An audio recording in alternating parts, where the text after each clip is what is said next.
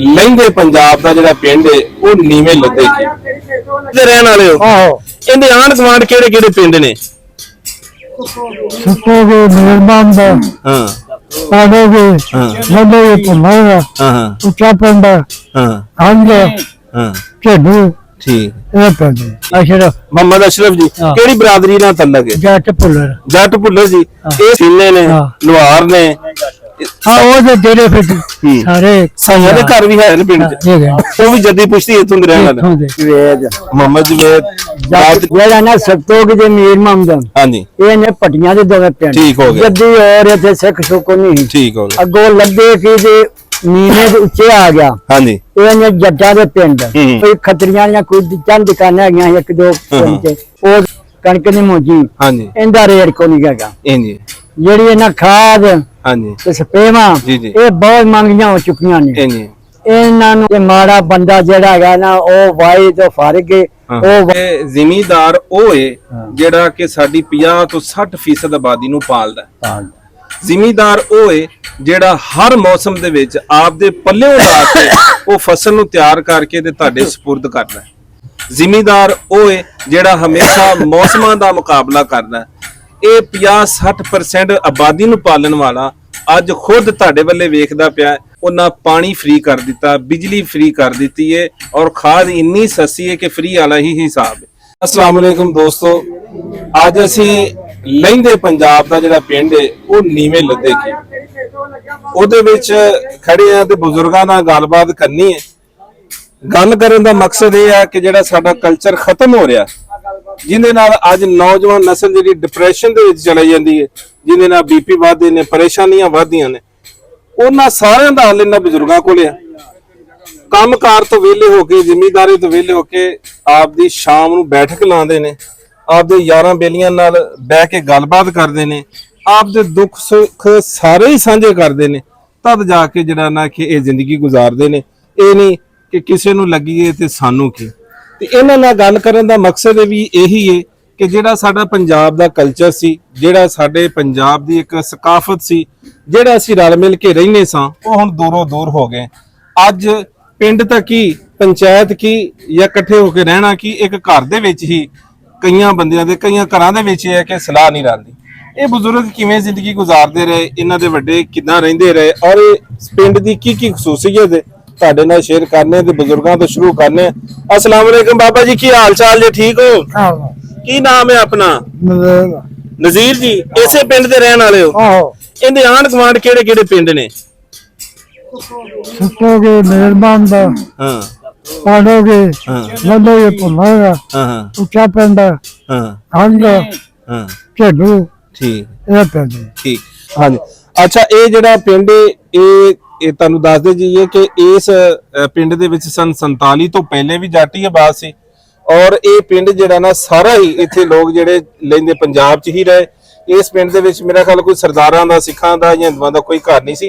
ਬਾਕੀ ਮਜ਼ੀਦ ਜਿਹੜਾ ਨਾ ਬਜ਼ੁਰਗਾਂ ਦਾ। अस्सलाम वालेकुम बाबा जी, की हाल चाल है? ਸਲਾਮ की नाम है अपना जी? ਅਸ਼ਰਫ मोहम्मद अशरफ जी। हाँ। केड़ी बरादरी नाल तल्लक है? ਜੱਟ ਭੁੱਲਰ जट भुल्लर जी।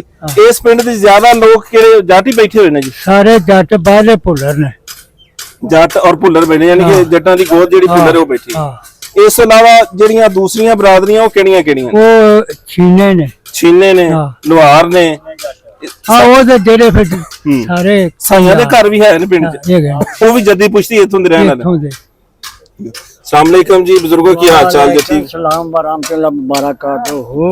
बाबा जी, की नाम है अपना जी? मेरा नाम है मोहम्मद जवेद मोहम्मद जवेद। जाटी है? जट भुल्लर ठीक हो गया जी, लद्दे की नीवियां तो ठीक हो गया जी।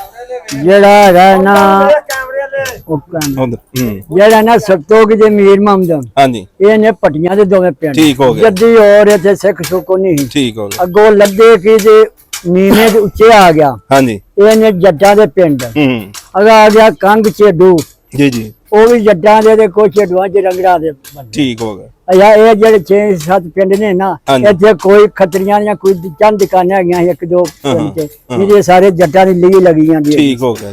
ਹੋਰ ਸਵਾਲ ਹੈਗਾ ਠੀਕ। ਪੁੱਛਣਾ ਜਿਹੜਾ ਅੱਛਾ, ਯਾਨੀ ਕਿ ਜਿਹੜਾ ਇਸ ਪਿੰਡ ਦੇ ਵਿੱਚ ਕੋਈ ਟਾਵਾਂ ਜਿਵੇਂ ਅੱਜ ਕੋਈ ਆਪਣੇ ਪਿੰਡਾਂ ਦੇ ਵਿੱਚ ਕੋਈ ਦੂਸਰੀ ਬਰਾਦਰੀ ਜਿਹੜੇ ਸਾਈ ਸਾਡੇ ਭਰਾ ਨੇ, ਉਹਨਾਂ ਦੇ ਕੋਈ ਘਰ ਹੁੰਦੇ। ਇਸੇ ਤਰ੍ਹਾਂ ਇਹਦੇ 'ਚ ਹੈ ਸਨ, ਪਰ ਖੱਤਰੀਆਂ ਦੇ 2-4 ਘਰ ਸਨ 2-3 ਪਿੰਡਾਂ ਦੇ ਵਿੱਚ ਜਿਨ੍ਹਾਂ ਦੇ ਤੁਸੀਂ ਨਾਂ ਲੈ। ਹਾਂਜੀ ਬਾਕੀ ਸਾਰੇ ਇੱਥੇ ਹੀ ਬੈਠੇ ਦੇ, ਇੱਥੋਂ ਦੇ ਵਸਨੀਕ ਨੇ। ਹਾਂ ਨਹੀਂ ਪਿੰਡ ਦੇ ਵਿੱਚ ਹਾਂ ਪਿੰਡ ਦੇ ਵਿੱਚ ਜਿਹੜੇ ਸਕੂਲ ਨੇ ਉਹਨਾਂ ਦੀ ਕੀ ਸੂਰਤ ਹਾਲ ਹੈ? ਸਕੂਲ ਹੈ ਨੇ ਕਿ ਦੂਸਰੇ ਪਿੰਡ ਹੀ ਜਾਣਾ ਪੈਂਦਾ? ਨਹੀਂ ਸਕੂਲ ਜਿਹੜੇ ਹੁਣ ਤੇ ਹੈ ਨੇ। ਹਾਂਜੀ ਪਹਿਲੋਂ ਜਿਹੜਾ ਹੈਗਾ ਇਹਨਾਂ ਜਦੋਂ ਅਸੀਂ ਪੜ੍ਹਨੇ ਹਾਂ ਹਾਂਜੀ ਉਦੋਂ ਪ੍ਰਾਇਮਰੀ ਸਕੂਲ ਹੈਗਾ ਸੀ ਸਿਰਫ ਉੱਚੇ ਲੱਦੇ ਕੀ ਅੱਛਾ ਤੇ ਪਾਂਡੋਗੇ ਹੈਗਾ ਸੀ ਹਾਈ ਸਕੂਲ। ਹਾਂ ਹਾਂ ਅਸੀਂ ਫਿਰ ਉਹ ਇੱਥੋਂ 5 ਕਰਕੇ ਤੇ ਫਿਰ ਹਾਈ ਸਕੂਲ ਪਾਂਡੋਗੇ ਗਏ ਹਾਂ। ਠੀਕ ਹੋ ਗਿਆ। ਤੇ ਹੁਣ ਮਾਸ਼ਾਅੱਲਾ ਇੱਥੇ ਹਾਈ ਸਕੂਲ ਵੀ ਤੇ ਸਾਰਾ ਲੜੀਆਂ ਲੜਕੀਆਂ ਦਾ ਵੀ ਹਾਈ ਸਕੂਲ ਹੈ? ਲੜਕੀਆਂ ਦਾ ਵੀ ਤੇ ਬੱਚਿਆਂ ਦਾ ਵੀ।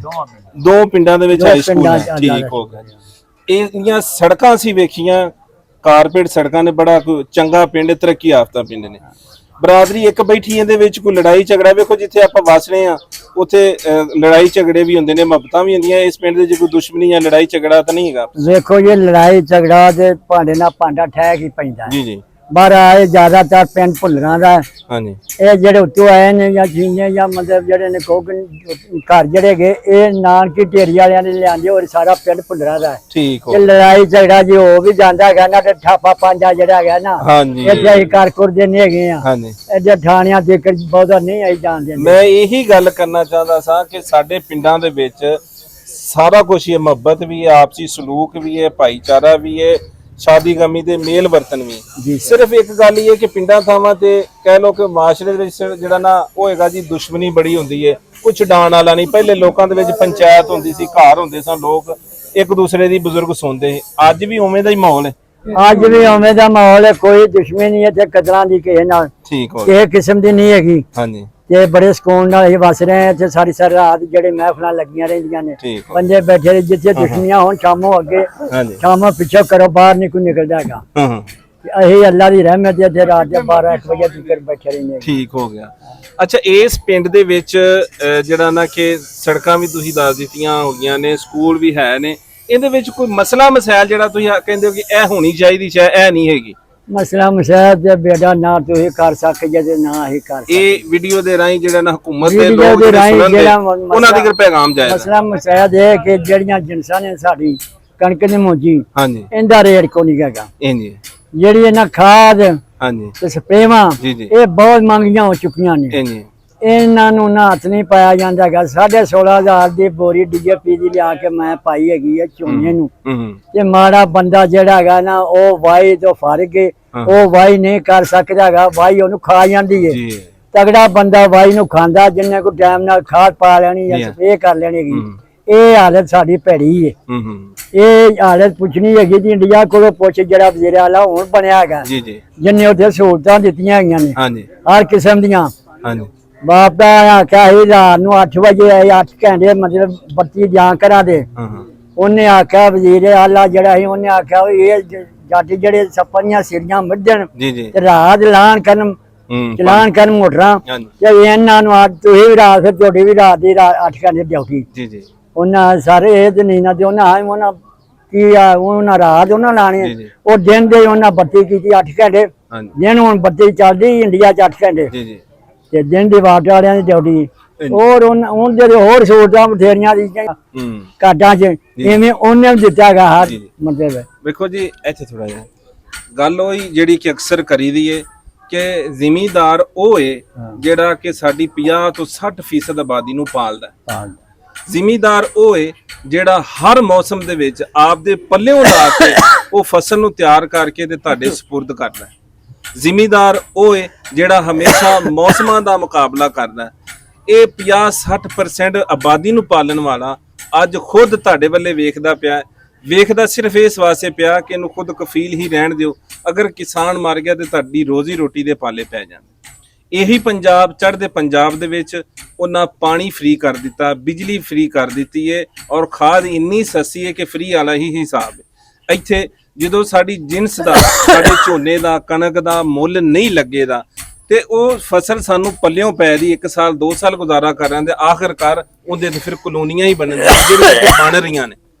ਉਹ ਟਾਈਮ ਆ ਚੁੱਕਿਆ ਕਿ ਕਿਸਾਨ ਜਿਹੜਾ ਨਾ ਕਿ ਉਹ ਮਰਦਾ ਪਿਆ। ਅਗਰ ਕਿਸਾਨ ਮਰਦਾ ਤੇ ਸਮਝੋ ਕਿ ਤੁਸੀਂ ਮਰਦੇ ਹੋ। ਕਿਸਾਨ ਤੁਹਾਨੂੰ ਟੈਕਸ ਦਿੰਦਾ, ਕਿਸਾਨ ਤੁਹਾਨੂੰ ਫਸਲ ਦਿੰਦਾ, ਕਿਸਾਨ ਤੁਹਾਨੂੰ ਜਿਹੜਾ ਨਾ ਕਿ ਜ਼ਰਾ ਮੁਬਾਦਲਾ ਕਮਾ ਕੇ ਦਿੰਦਾ। ਇਹ ਹਕੂਮਤ ਅੱਗੇ ਇਸ ਪਿੰਡ ਵਾਲਿਆਂ ਦੀ ਅਪੀਲ ਸੀ।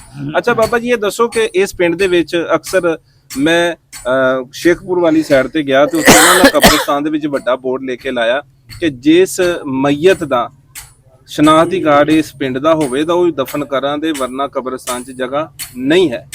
ਇਹ ਪਿੰਡ ਇਹ ਹੁਣ ਮਸਲੇ ਬਣ ਗਿਆ। ਅੱਜ ਵੀ ਕਲੋਨੀਆਂ ਕਟਿੰਦੀਆਂ ਨੇ, ਉਹਦੇ ਵਿੱਚ ਸਕੂਲ ਵੀ ਹੁੰਦੇ, ਉਹਨਾਂ 'ਚ ਪਾਰਕ ਵੀ ਹੁੰਦੀ, ਉਹਦੇ ਵਿੱਚ ਜਿਹੜਾ ਨਾ ਕਿ ਮਸਜਿਦਾਂ ਵੀ ਹੁੰਦੀਆਂ, ਨਹੀਂ ਹੁੰਦੀ ਤੇ ਕਬਰਸਤਾਨ ਦੀ ਜਗ੍ਹਾ ਨਹੀਂ ਹੁੰਦੀ। ਇਸ ਪਿੰਡ ਦੇ ਵਿੱਚ ਕਬਰਸਤਾਨ ਦੀ ਸਹੂਲਤ ਹੈ ਜੀ? ਮੈਂ ਇੱਕ ਮਿੰਟ ਇੱਥੇ ਜਿਹੜੇ ਹੈਗੇ ਨੇ ਨਾ ਪਾਸੇ ਗਏ ਜੀ ਜੀ ਸ਼ਹਿਰ 'ਚ, ਜੀ ਜੀ ਉਹਨਾਂ ਦਾ ਮਰਜ਼ਾ ਹੈ ਨਾ, ਹਾਂਜੀ ਉਹ ਜਿਹੜੇ ਨੇ ਇੱਥੇ ਲੈ ਆਉਂਦੇ ਨੇ, ਇੱਥੇ ਲਿਆ ਕੇ ਦਫਨਾ ਲੈਂਦੇ ਨੇ। ਅੱਗੇ ਕਬਰਸਤਾਨ ਦਾ ਜਿਹੜਾ ਸਾਡਾ ਸਰਕਟ ਚੱਲਦਾ ਚੱਲਦਾ ਕਿੰਨਾ ਵੱਡਾ ਕਬਰਸਤਾਨ? ਕਬਰਸਤਾਨ ਜਿਹੜਾ ਸਾਡਾ ਹੈਗਾ ਤਕਰੀਬਨ 15.5 ਕਿੱਲਿਆਂ 15.5 ਕਿੱਲਿਆਂ 'ਚ। ਬੜੀ ਇਹ ਸ਼ਹਿਰ 'ਚ ਜਿਹੜੀ ਹੈਗੀ ਨਾ ਕਬਰ, ਹਾਂਜੀ ਮਾਰਾ ਬੰਦਾ ਤੇ ਉਹਦੇ ਨਾਪੀ ਨਹੀਂ ਸਕਦਾ, ਇੰਨੀ ਮੰਗੀ ਉੱਥੇ। ਹਾਂਜੀ ਮਾਰਾ ਤਾਂ ਮਰਨੋਂ ਵੀ ਜਿਹੜਾ ਨਾ ਵੇਂਦਾ ਕਿ ਮੇਰੇ ਕੋਲ ਪੱਲੇ ਆਇਆ ਕਿ ਨਹੀਂ। ਪੱਲੇ ਆਇਆ ਜਾਂ ਨਹੀਂ ਹੈਗਾ। ਸਾਡੇ ਵੀ ਕਬਰਸਤਾਨ ਚੋਂ ਹੀ ਨਹੀਂ ਪੀਂਦਾ, ਜਿਹੜਾ ਸਾਡੇ ਪਿੰਡੋਂ ਪਾਸੇ ਗਿਆ ਹੈ। ਠੀਕ ਹੋ, ਉਸ ਪਾਸੇ ਦਾ ਬੰਦਾ ਨਹੀਂ। ਠੀਕ ਹੋ। ਹਾਂਜੀ ਮਤਲਬ ਇਹੀ ਗੱਲ ਮੈਂ ਕਰ ਦਿੰਦਾ। ਇੱਕ ਬਜ਼ੁਰਗ ਬੈਠੇ ਨੇ, ਇਹਨਾਂ ਨਾਲ ਵੀ ਗੱਲਬਾਤ ਕਰਦੇ ਨੇ।